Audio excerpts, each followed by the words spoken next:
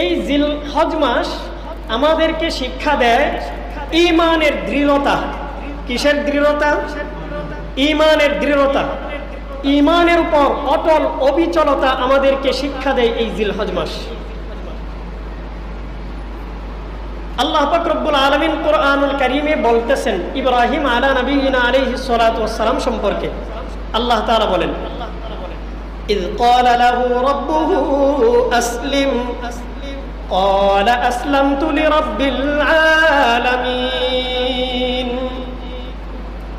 আল্লাহ তাআলা বলেন, যখন ইব্রাহিমকে তার রব বলল আসলিম, তুমি নিজেকে সমর্পণ করে দাও। ইব্রাহিম নবীকে আল্লাহ তাআলা যখন বললেন তুমি নিজেকে সমর্পণ করে দাও, ক্বালা আসলামতু লিরাব্বিল আলামিন,